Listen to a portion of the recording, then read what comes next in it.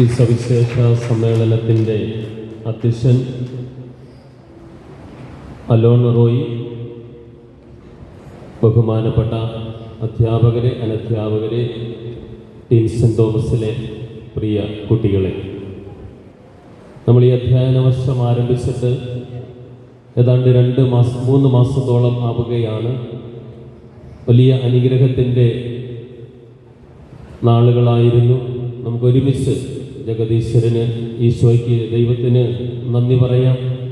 അതോടൊപ്പം തന്നെ നമ്മളെ വളർത്തി പരിപാലിച്ചുകൊണ്ടിരിക്കുന്ന നമ്മുടെ മാതാപിതാക്കന്മാർ വളരെ സവിശേഷ ശ്രദ്ധ നൽകി നമ്മുടെ കൂടെയായിരിക്കുന്ന നമ്മുടെ അധ്യാപകരെ, ടീം സെൻറ് തോമസിലെല്ലാവരെയും നമുക്ക് നന്ദിയോടെ ഓർക്കുകയും കൃതജ്ഞത അർപ്പിക്കുകയും ചെയ്യാം. ഏറ്റവും നല്ല പഠന സമയം ഒരു അധ്യയന വർഷത്തിലെ അവസാനിക്കുകയാണ് എന്ന് വേണമെങ്കിൽ നമുക്ക് പറയാം. നല്ല കാലാവസ്ഥയും സൗകര്യങ്ങളും ഒത്തിരി തീരുമാനങ്ങളുമായി വരുന്ന ഒരു പുത്തൻ അധ്യയന വർഷത്തിൻ്റെ 1/3 ഭാഗം ഏകദേശം അവസാനിക്കുകയാണ്. ഈ അവസരത്തിൽ പൊതുവായ പരീക്ഷകൾക്ക് നമ്മൾ ഒരുങ്ങുകയാണ്. കുട്ടികൾ മാധ്യമങ്ങളിൽ നിന്ന് അറിഞ്ഞു കാണും, സെപ്റ്റംബർ മാസം 10ാം ക്ലാസ്സിലെ കുട്ടികളെ അച്ഛനെ നോക്കി ഇങ്ങോട്ട്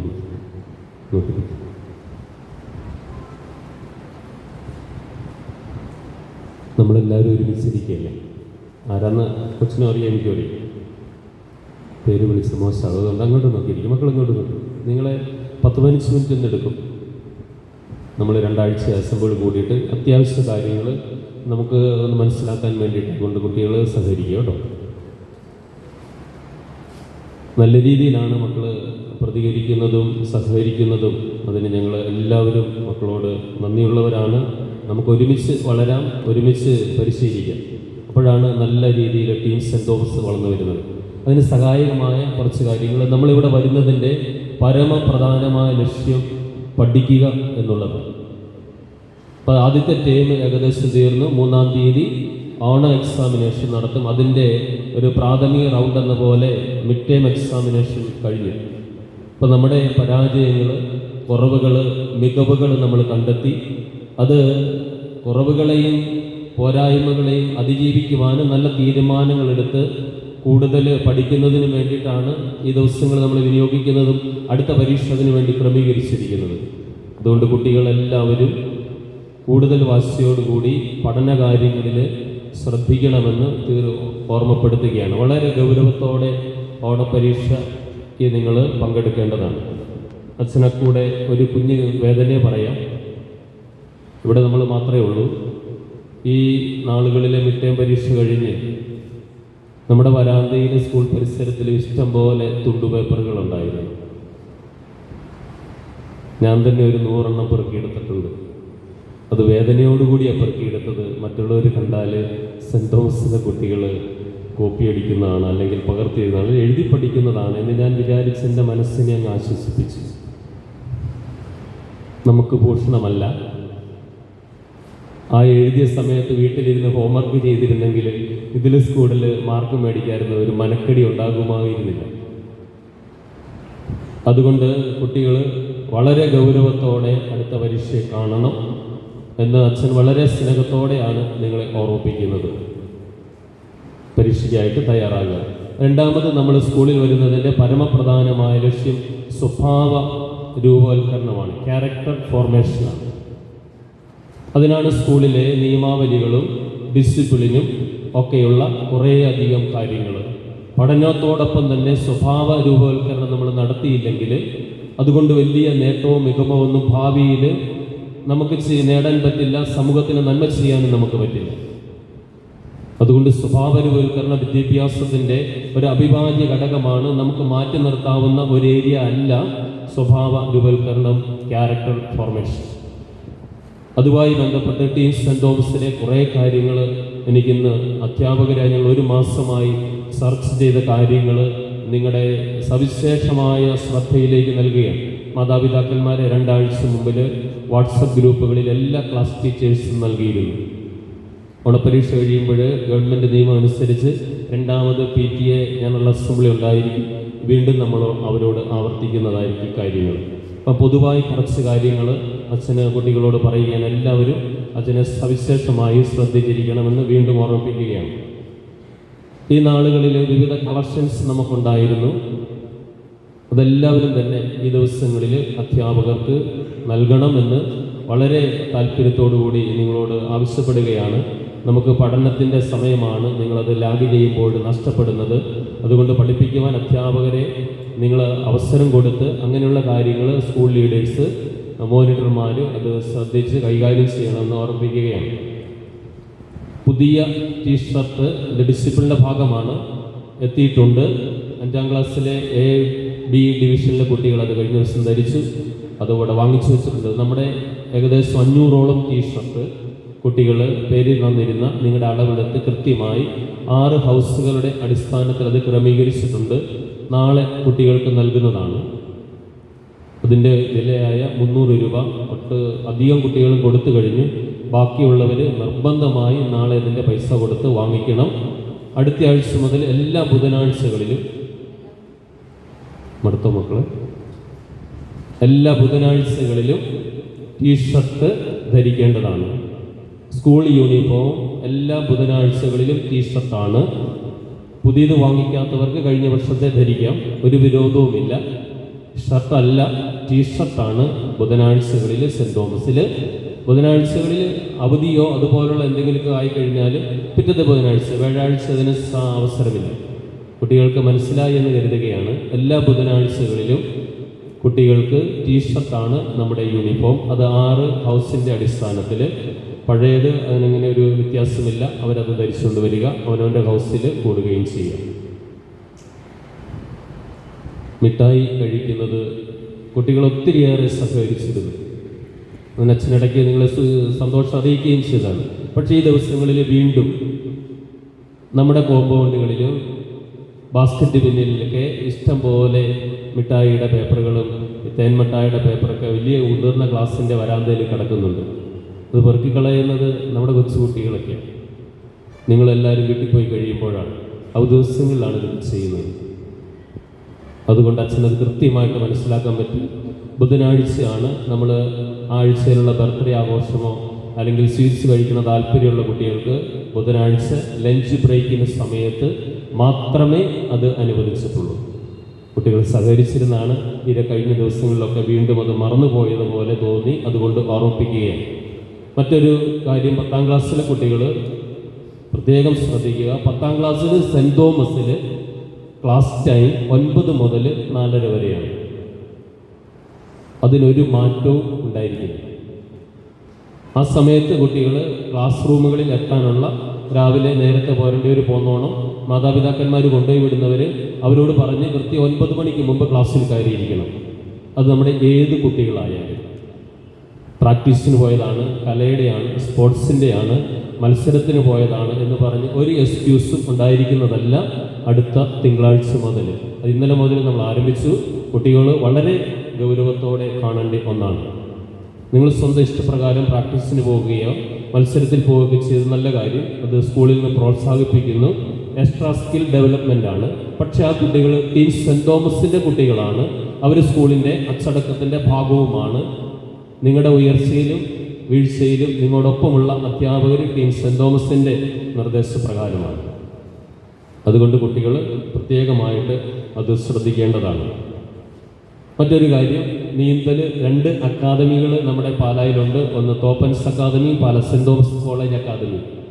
അവിടെ പോകുന്ന കുട്ടികൾ, മുനിസിപ്പൽ സ്റ്റേഡിയത്തിൽ വിവിധ ഇനങ്ങളിൽ പ്രാക്ടീസിന് പോകുന്ന കുട്ടികൾ, ഇങ്ങനെയുള്ള അവർ പ്രാക്ടീസ് ചെയ്യുന്ന സ്ഥലം, പ്രാക്ടീസ് ചെയ്യുന്ന സമയം, പേരെഴുതി, ക്ലാസ് എഴുതി, മാതാപിതാക്കന്മാരുടെ ഫോൺ നമ്പർ ഒരു പേപ്പറിൽ എഴുതി ഇന്ന് തന്നെ ക്ലാസ് ടീച്ചേഴ്സിൻ്റെ കയ്യിൽ കൊടുക്കേണ്ടതാണ്. അങ്ങനെയുള്ള കുട്ടികളുടെ പേര് കൺസോളിഡേറ്റ് ചെയ്ത് നോട്ടീസ് ബോർഡിൽ പ്രസിദ്ധീകരിക്കും. അതവർക്ക് നല്ല കാര്യമാണ്, ഞങ്ങൾക്കും അറിഞ്ഞിരിക്കാൻ വേണ്ടിയിട്ടാണ്. പാലാ സെൻറ് തോമസിലെ കുട്ടികൾ എവിടെയെങ്കിലും ഏതെങ്കിലും കാര്യത്തിന്, കലയായിക്കോട്ടെ സ്പോർട്സ് ആയിക്കോട്ടെ, പ്രാക്ടീസ് ചെയ്യാൻ പോകുന്നുണ്ടെങ്കിൽ അക്കാര്യം സ്കൂളിൽ അറിഞ്ഞിരിക്കണം. അതിന് വേണ്ടിയിട്ടാണ്. അപ്പം നിങ്ങൾ പ്രാക്ടീസ് ചെയ്യുന്ന സ്ഥലം, സമയം, മാതാപിതാക്കന്മാരുടെ ഫോൺമേൽ പഠിക്കുന്ന ക്ലാസ് എഴുതി കൊടുത്തേക്കുക. എനിക്ക് മാതാപിതാക്കന്മാരോട് അറിയിക്കുവാനും സ്കൂളിന് ഒരു വലിയ കാര്യമാണത്. ഇത്രയും കുട്ടികൾ നമുക്കിവിടെ പ്രാക്ടീസ് ചെയ്യുന്നുണ്ടെന്ന് അറിയാൻ വേണ്ടി. നിങ്ങളുടെ പ്രൈവറ്റ് പരിപാടിയല്ല, അത് സെൻറ് തോമസിൻ്റെ പ്രോഗ്രാമാണ്. അപ്പോൾ കുട്ടികൾ നിർബന്ധമായി ഇന്ന് തന്നെ പേരെഴുതി കൊടുക്കണം. അല്ലാത്തവർ തീർച്ചയായിട്ടും സ്കൂളിൽ നിന്ന് ഒരു സപ്പോർട്ടും ഉണ്ടാകില്ല എന്ന് പ്രത്യേകം ഓർമ്മിപ്പിക്കുകയാണ്. മറ്റൊരു കാര്യം, സ്കൂൾ മാനേജരും ഹയർ സെക്കൻഡറി പ്രിൻസിപ്പൾ അച്ഛനുമായി നമ്മുടെ അധ്യാപകർ എല്ലാവരും കൂടെ കൂടി ആലോചിച്ചതിൻ്റെ ഫലമായി വൈകുന്നേരങ്ങളിൽ നമ്മളെ ഈവനിങ് ടൈമിൽ കളിയെക്കുറിച്ച് ഒന്ന് ഓർമ്മിപ്പിക്കാൻ ആഗ്രഹിക്കുകയാണ്. അടുത്ത ഡിസിപ്ലിൻ്റെ കാര്യമാണ്. കുട്ടികളോട് കളിക്കുന്നുണ്ട് കുറച്ച് പേര് ചുമ്മാ ഓടുന്നുണ്ട്, പന്തൊന്നും കിട്ടാതെ കൊച്ചു കുട്ടികൾ, ബെഞ്ചമിൻസ്. അതുകൊണ്ട് അച്ഛൻ ഇങ്ങനെ ഒരു ക്രമീകരണം നടത്തിയിരിക്കുകയാണ്. എല്ലാ തിങ്കളാഴ്ചയും 3:45 മുതൽ 4:30 വരെ കളിക്കാൻ താല്പര്യമുള്ള 5, 6, 7 ക്ലാസ്സിലെ കുട്ടികൾക്ക് ബാസ്കറ്റ് ബോൾ, വോളിബോൾ, ഫുട്ബോൾ കളിക്കാം. കൃത്യം 4:30 ആകുമ്പോൾ 10ാം ക്ലാസ് വരെ ക്ലാസ് കഴിഞ്ഞ് ബെല്ലടിക്കും. അപ്പോൾ ഗ്രൗണ്ട് വെക്കേറ്റ് ചെയ്യുകയാണ്. പിന്നെ സെൻറ് തോമസിൽ ഒരു കുട്ടി അവിടെ കാണാൻ പാടില്ല. ബസ് അല്ലെങ്കിൽ വാഹനം താമസിച്ച് വരുന്നവർക്ക് ബാസ്കറ്റ് ബോൾ കോർട്ടിൻ്റെ സൈഡിലുള്ള ഗാലറിയിൽ സ്റ്റെപ്സിൽ ഇരിക്കാവുന്നതാണ്.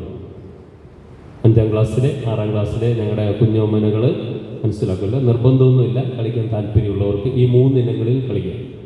എല്ലാ തിങ്കളാഴ്ചയും, എല്ലാ വെള്ളിയാഴ്ചയും ആക്ടിവിറ്റി കഴിഞ്ഞ് അല്ലെങ്കിൽ ആക്ടിവിറ്റി ഇല്ലാത്ത ദിവസം വെള്ളിയാഴ്ചകളിൽ 8, 9 ക്ലാസ്സിലെ കുട്ടികൾക്കും ഈ 3 ഐറ്റങ്ങളിൽ കളിക്കാം, പ്രാക്ടീസ് ചെയ്യാൻ താല്പര്യമുള്ളവർക്ക്. കൃത്യം 4:30 ആകുമ്പോൾ ഗ്രൗണ്ടിൽ നിന്നും വെക്കേറ്റ് ചെയ്തിരിക്കണം. ചൊവ്വ, ബുധൻ, വ്യാഴം ദിവസങ്ങളിൽ ഹയർ സെക്കൻഡറി കുട്ടികൾക്ക് നൽകിയിരിക്കുന്നതാണ്. അവരുടെ PT ടൈമാണ്, അവരുടെ ക്ലാസ് ടൈമുമാണ്. ഇപ്പോൾ ചൊവ്വാഴ്ചയും ബുധനാഴ്ചയും വ്യാഴാഴ്ചയും നമ്മുടെ കുട്ടികൾ 5 മുതൽ 10 വരെയുള്ള കുട്ടികൾ ഗ്രൗണ്ടിൽ ഓടി നടക്കാൻ പാടില്ല. അവർക്ക് കളിക്കാൻ വേണ്ടി കൊടുത്തിരിക്കുന്നതാണ്. പറഞ്ഞ് മനസ്സിലായി നോക്കുന്നത്? ഇപ്പം എല്ലാവരും ഉണ്ടാവും. നമ്മൾ 4:30 ആകുമ്പോൾ സ്കൂളിലെ എല്ലാ കുട്ടികളും അധ്യാപകരും ഭവനങ്ങളിലേക്ക് തിരിച്ചു പോകുന്നതാണ്. ഓഫീസ് 5 മണി വരെ ഉണ്ടാവും. ഓക്കെ.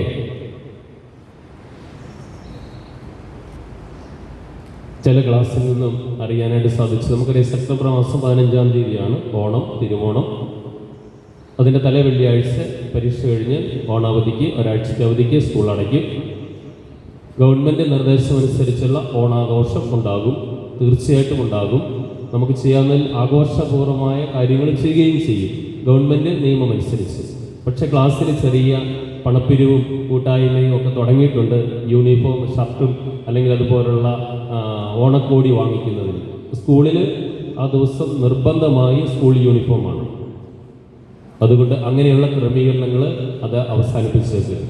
കാരണം വാങ്ങിക്കാൻ ബുദ്ധിമുട്ടുള്ള കുട്ടികൾ ടീച്ചേഴ്സിനോടൊക്കെ വിഷമം പറയാൻ തുടങ്ങിയിട്ടുണ്ട്. നമ്മൾ 10,000, 1,500 രൂപയ്ക്ക് എന്തിനാ പേരൻസിൻ്റെ കൂടെ? നമുക്കൊക്കെ യൂണിഫോം ഇല്ലാതെ കളർ ഡ്രസ് ഇടാൻ അവസരം ഞങ്ങൾ തന്നോളാം. പക്ഷേ ഓണാവധിയുടെ തലേദിവസം വേണ്ട, നിങ്ങൾക്ക് കളർ ഡ്രസ് ഇടാനുള്ള അവസരം തന്നാൽ പോരെ. അത് അച്ഛൻ അറിയിച്ചിട്ട് ടീച്ചേഴ്സ് ആലോചിച്ചിട്ട് നൽകുന്നതായിരിക്കും. അപ്പം അതിനുവേണ്ടി എന്നാ പറയുന്നത്, കോപ്പ് കൂട്ടരുത് എന്ന് കുട്ടികളോട് പ്രത്യേകം ഓർമ്മിപ്പിക്കുകയാണ്. മറ്റൊരു കാര്യം, സൈക്കിളിൽ അതുപോലെ തന്നെ ഇലക്ട്രിക് ബൈക്കിൽ വരുന്ന കുട്ടികളുണ്ട്. അവരും പ്രാക്ടീസിന് പോകുന്നത് പോലെ തന്നെ പേരെഴുതി അച്ഛൻ്റെ തരണം.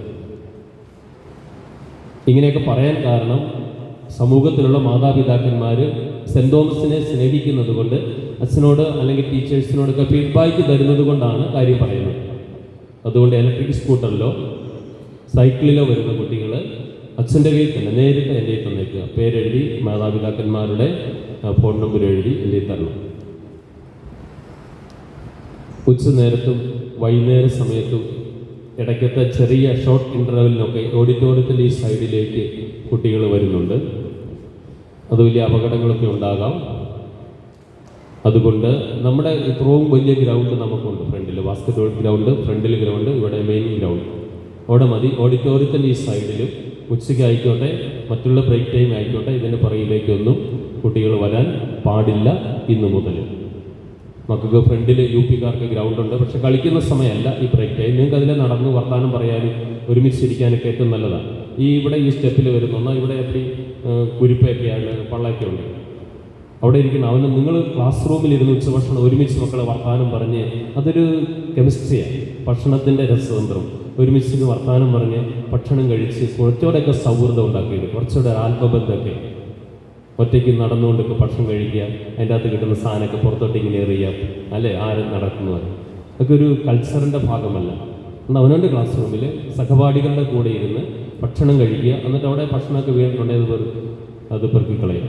ആ കൂടെയാണ് അച്ഛൻ ഓർത്തത്, മിക്ക ക്ലാസ് റൂമിൽ ഇപ്പോൾ ലൈറ്റും ഫാനും കിടപ്പുണ്ട്. ഞാൻ ഇവിടെ ഇരുന്ന് നോക്കിയപ്പോൾ കണ്ടതാണ്. നമ്മൾ ഓരോ പരിപാടി നടത്തി മിക്സും കിട്ടുന്ന പൈസ കൊണ്ടാണ് കറണ്ട് ചാർജ് അടയ്ക്കുന്നത്. അപ്പോൾ ഇനി മുതൽ ക്ലാസ് ലീഡേഴ്സിൻ്റെ ശ്രദ്ധയാണ്, പി ടിക്ക് പോവുകയോ അസംബ്ലിക്ക് പോവുകയോ അല്ലെങ്കിൽ ഇതുപോലുള്ള പ്രോഗ്രാമിന് പുറത്തിറങ്ങുമ്പോൾ ലൈറ്റും ഫാനും ഓഫ് ചെയ്ത് കതക് ചാരിയിട്ടേക്ക്. അല്ലെങ്കിൽ അച്ഛൻ ചുമ്മാ പറഞ്ഞല്ലോ, ഇവിടുന്ന് പോകുന്നപ്പോൾ കണ്ട 3-4 മുറിയിലെ മുകളിലത്തെ ക്ലാസ് റൂമുകളിൽ ഫാനിന് ലൈറ്റും കിടക്കുന്നു. നമ്മൾ കുറച്ച് കഴിഞ്ഞ് അങ്ങനെ ചെല്ലുള്ളൂ. നമ്മുടെ എനർജി ദേശീയ നഷ്ടമാണ്, സാമ്പത്തിക നഷ്ടം. അപ്പം ഇങ്ങനെയുള്ള കാര്യങ്ങൾ മക്കൾ പറഞ്ഞു തരുന്നത് നിങ്ങളോട് കരുതലുള്ളത് കൊണ്ടാണ്. നമ്മളെല്ലാവരും അങ്ങനെയാണ്, മോശമാണെന്ന് ആരും വിചാരിക്കരുത്. പിന്നെ മറ്റൊരു പ്രധാന കാര്യം റൂൾ ഓഫ് ടച്ച് ആണ്. കുട്ടികൾ വളരെ ഗൗരവത്തോടെ അത് കാണുകയും സഹകരിക്കുകയും ചെയ്തു.